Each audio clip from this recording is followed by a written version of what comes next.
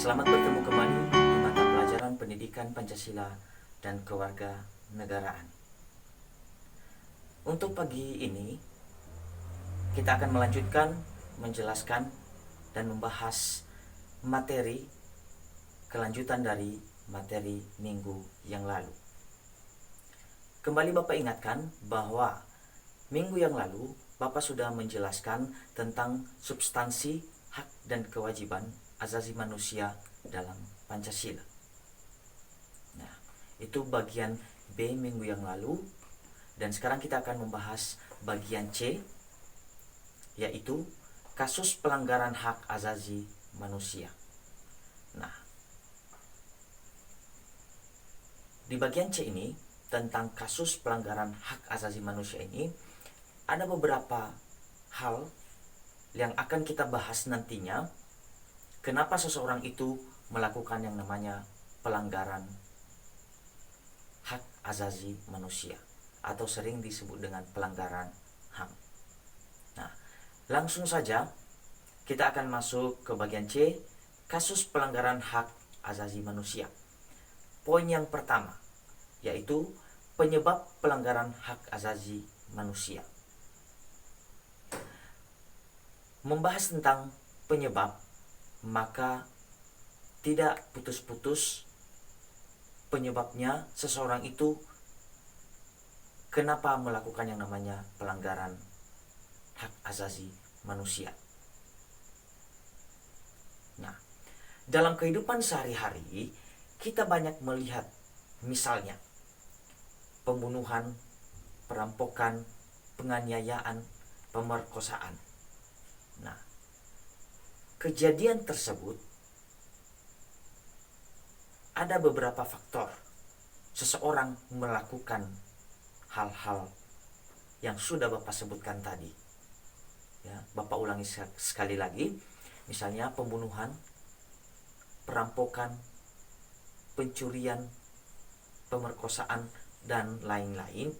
Nah, peristiwa tersebut termasuk pelanggaran HAM. Nah, jadi itu pembahasan penyebab pelanggaran hak asasi manusia dan yang terjadi di dalam kehidupan sehari-hari pada realitanya, pada kenyataannya, khususnya di negara Indonesia ini sering terjadi hal yang seperti begitu.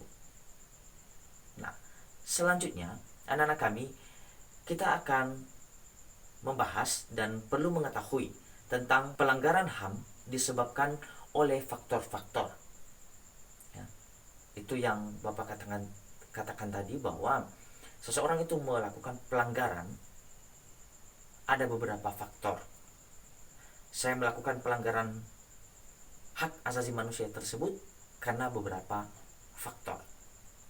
Nah, faktor tersebut ada terbagi dua, yaitu satu, faktor internal, dan yang kedua, faktor eksternal. Baik, langsung kita bahas faktor internal dan faktor eksternal. Bagian A, faktor internal. Katanya di sini bahwa faktor internal itu adalah dorongan untuk melakukan pelanggaran HAM yang berasal dari diri si pelaku. Maksudnya dalam hal ini, faktor internal ini adalah seseorang melakukan pelanggaran tersebut karena dorongan dari atau yang berasal dari dirinya sendiri. Nah, biasanya pada kenyataannya kita melakukan sesuatu hal itu karena dorongan, dan yang mengatur itu segala sesuatu itu adalah otak dan hati. Berarti besar kemungkinan saat seseorang melakukan pelanggaran HAM itu otak dan hatinya tidak bekerja sesuai dengan manusia normalnya. Nah, itu pengaruh dari dalam diri seseorang. Mengapa harus melakukan yang namanya pelanggaran HAM? Nah, ada beberapa faktor internal ini dari dalam diri kita. Ada 3 macam faktor internal. Yang pertama, sikap egois atau terlalu mementingkan diri sendiri. Bapak ulangi sekali lagi, sikap egois atau terlalu mementingkan diri sendiri. Nah, sikap ini akan menyebabkan seseorang untuk selalu menuntut haknya. Sementara kadang kewajibannya belum dilaksanakannya. Ya.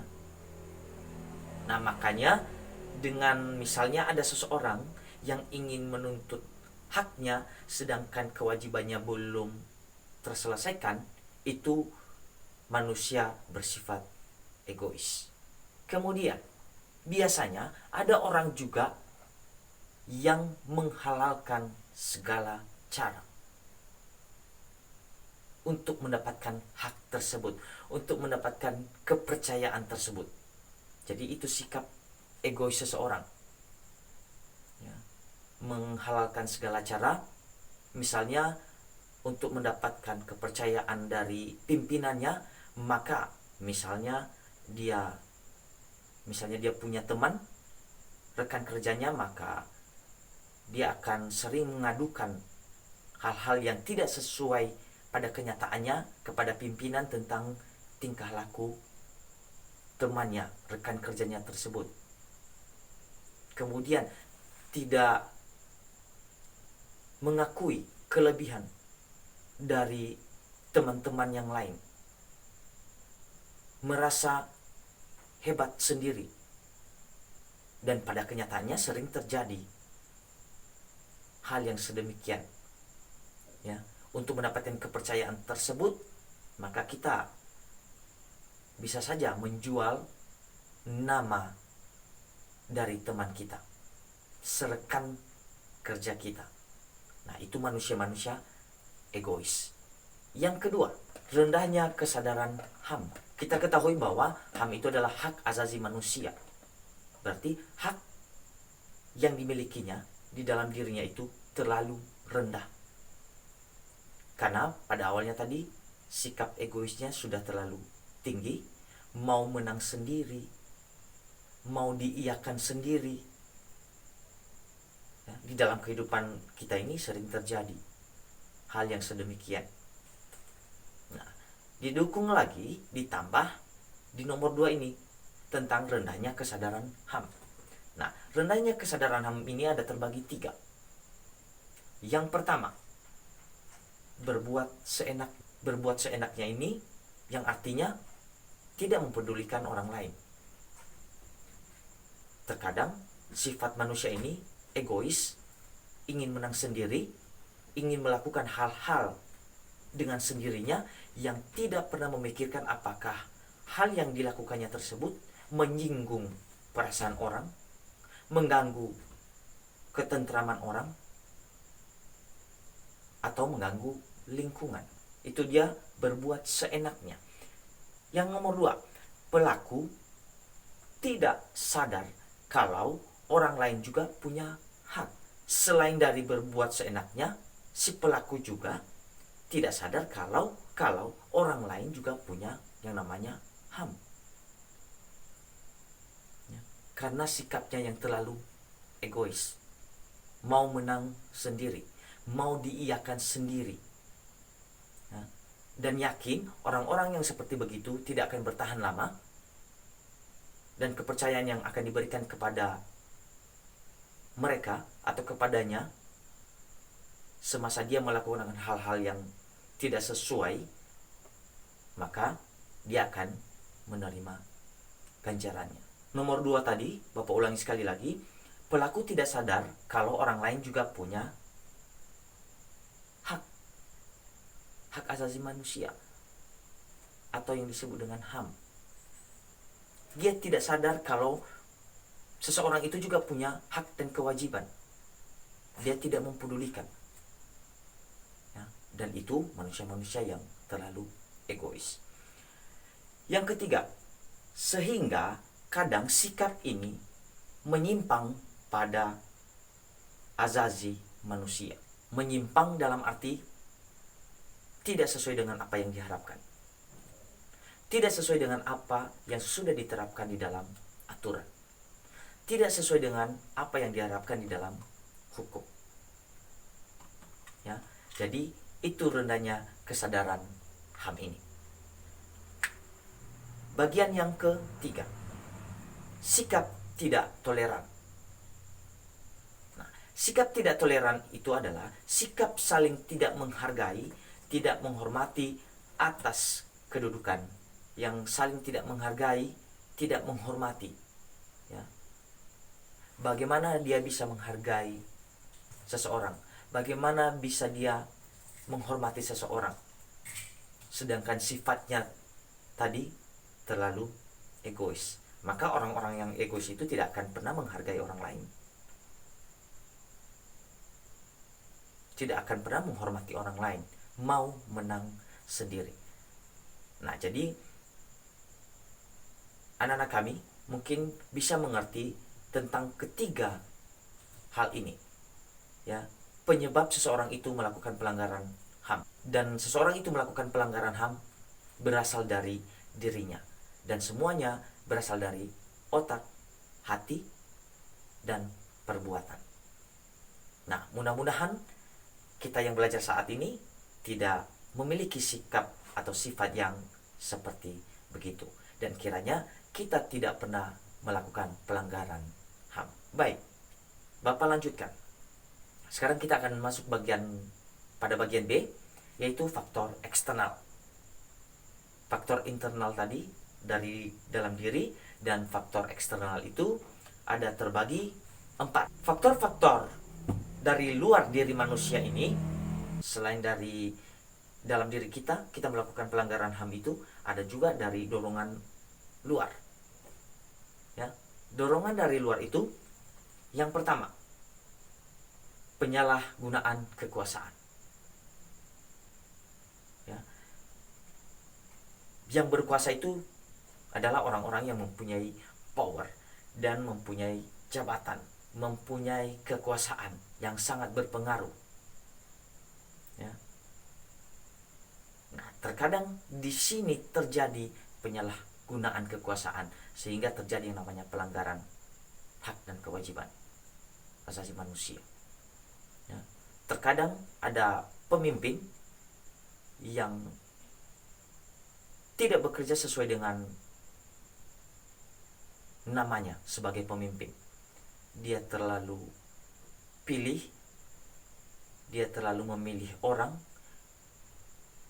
dia terlalu mempercayai seseorang, satu kelompok, dan terkadang dia hanya mendengar cerita satu pihak tanpa mendengar cerita dari pihak yang lain, sehingga dengan hanya setengah didengarnya cerita misalnya, maka dia mengambil keputusan yang terkadang sangat salah dan fatal. Itu terkadang penyalahgunaan kekuasaan. Kekuasaan juga sangat penting, tetapi kekuasaan itu alangkah baiknya jikalau dikerjakan sebaik mungkin dan tanpa menghilangkan hak dan kewajiban asasi manusia orang lain. Selanjutnya, ketidaktegasan aparat penegak hukum. Ketidaktegasan penegak hukum ini terkadang para aparat juga tidak melakukan pekerjaan mereka sesuai dengan apa yang sudah diberikan oleh pimpinan mereka, oleh pemerintah. Malah mereka yang melakukan pelanggaran tersebut. Nah, selanjutnya, penyalahgunaan teknologi. Nah, ini sudah familiar buat kita bahwa sering terjadi yang namanya penyalahgunaan teknologi ini. Dengan orang sudah mengerti, paham dengan teknologi, maka bisa melakukan hal-hal yang sangat buruk, yang terkadang tidak memikirkan kepentingan orang lain.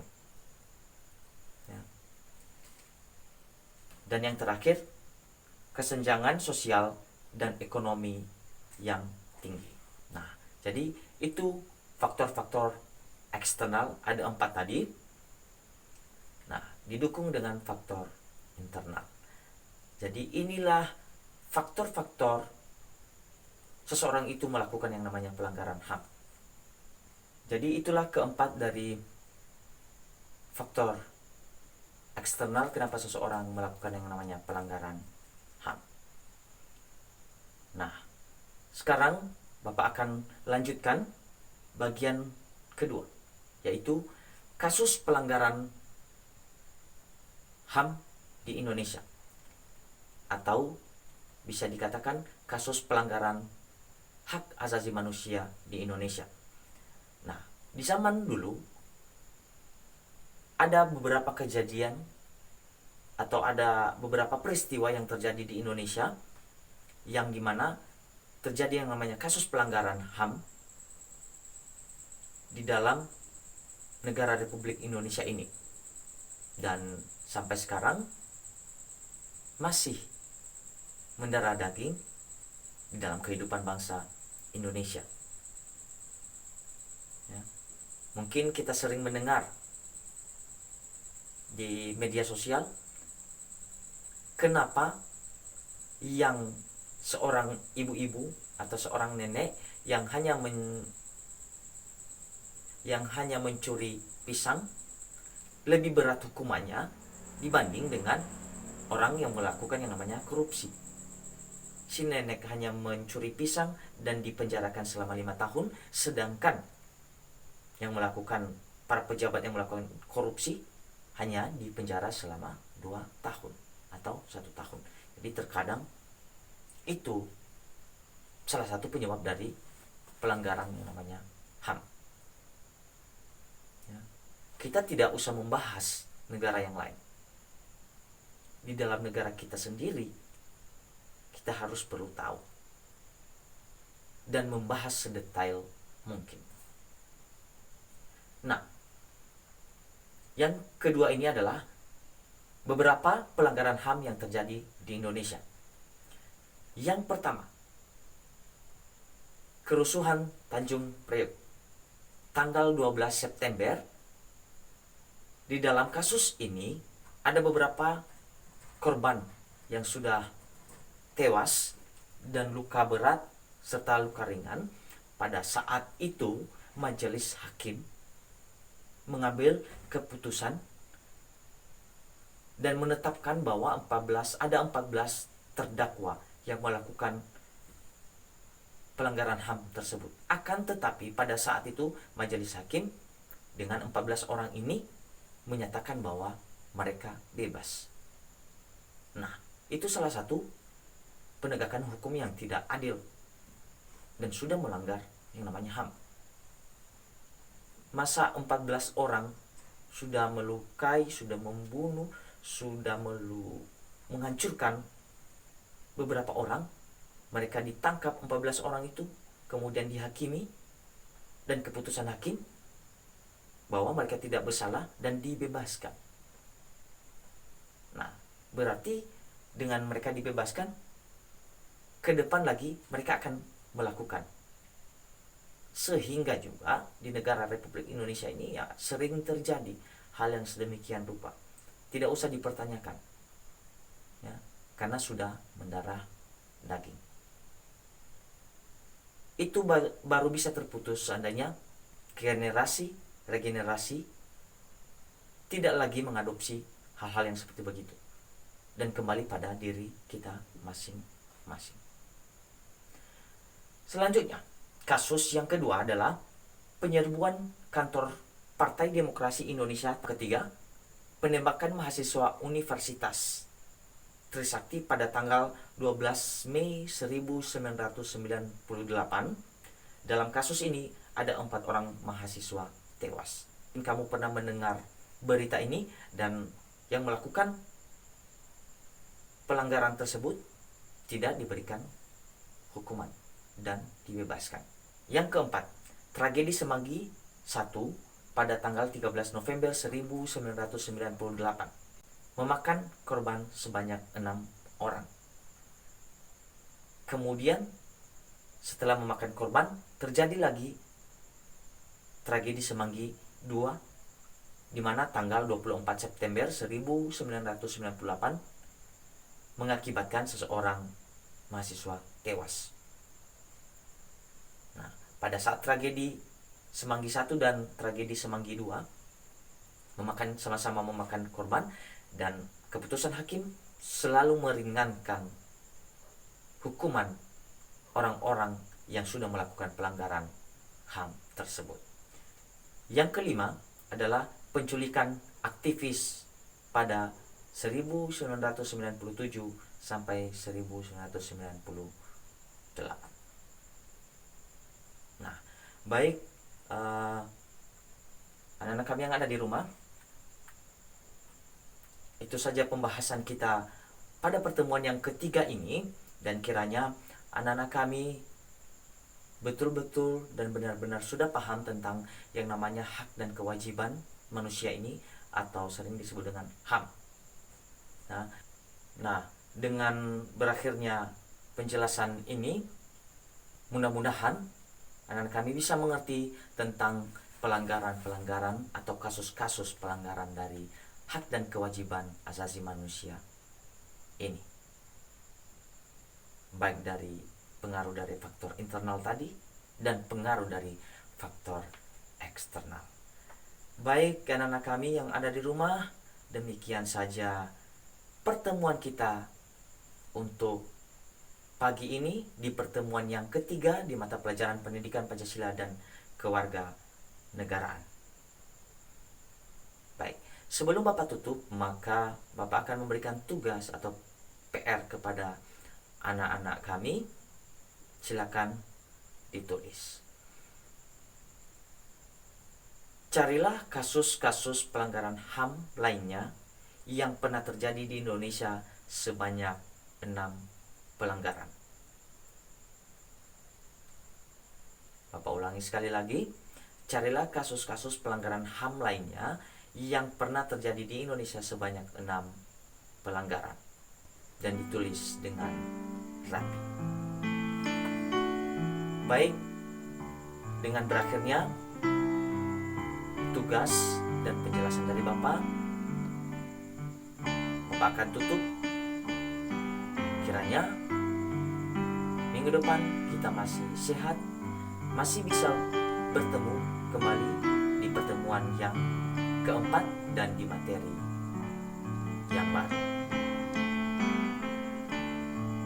Demikian saja pertemuan untuk kita pagi hari ini, dan sampai ketemu minggu depan. Salam sehat dari Bapak. Semoga Tuhan Yesus memberkati. Ya ampun.